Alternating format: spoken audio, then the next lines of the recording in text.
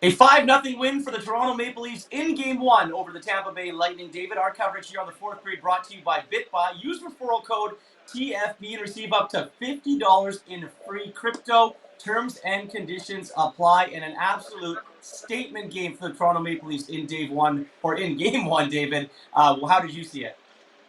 Yeah, well, they had to. And, they needed to come out in this game and in this series and set the tone pretty early in this one, which they clearly did. Look, 108 penalty minutes in this game, 56 from the Toronto Maple Leafs. They used the bodies, they checked, they played well, they played strong, and obviously started to pepper Andrei Vasilevsky, getting 5 goals on him on 34 shots. This was a very, very dominant performance, as you said, by the Toronto Maple Leafs, utilizing every factor and every element of their game in order to get under the skin of the Tampa Bay Lightning and throw them off their game. And quite frankly, Irv, I don't know what I'm more surprised at. The fact that the Leafs were able to play this well together in Game 1 of this series, or how poorly the Tampa Bay Lightning performed. This was just not the regular Bolts we're used to seeing.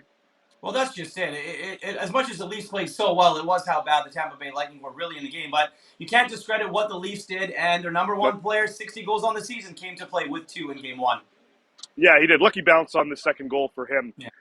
behind Andrei Vasilevsky off the boards, and then a clear path to the net for Austin Matthews. But look, when your star players are playing at their peak and when they're playing their best in a particular game, usually good things happen, and that's what happened for the Toronto Maple Leafs in this one. Mitch Marner was very solid, getting a goal in this one and a couple helpers as well. And Jack Campbell, look, he didn't get as many shots or as peppered as Andrei Vasilevsky was on the other end, but he was solid for them as well, coming up with some key saves, getting the crowd into it as well. And the fan base here in Toronto, look, I covered this team all season long and for a number of years. I haven't heard them this loud all season. And look, they certainly saved it for the right moment here in Game 1. Well, you mentioned officiating, David, early right off the top there. Where do the Leafs and the Lightning go from here? I mean, that was a lot of penalties in that game.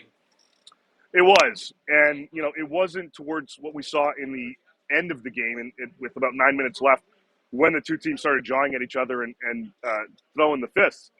Early on in this game, there were a lot of penalties that were being called. Normally, we don't see those kinds of calls happen during the postseason, or at least in the playoffs. A lot of people on social media chirping, former players, analysts, everybody kind of chirping away at some of the penalties that were being called in this game. But look, for the Tampa Bay Lightning, go back to your basics. The game prior to this one against the Toronto Maple Leafs, they won in commanding fashion 8-2. Prior to that, they lost 6-2. There's going to be a lot of back and forth. We talked about this in our preview. A lot of back and forth between these two clubs, but Tampa needs to go back to their game, put this one well behind them. There's a reason it's a 7-game series. It's not over by any stretch. Tampa knows that.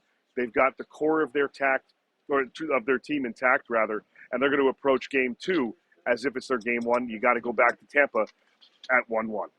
Yeah, thanks for this, David. I can't imagine the Tampa Bay Lightning are going to be thrilled at all with any sort of performance after Game 1. Really looking forward to Game 2 in our coverage. You'll be there here on the fourth period, as always, brought to you by BitBuy.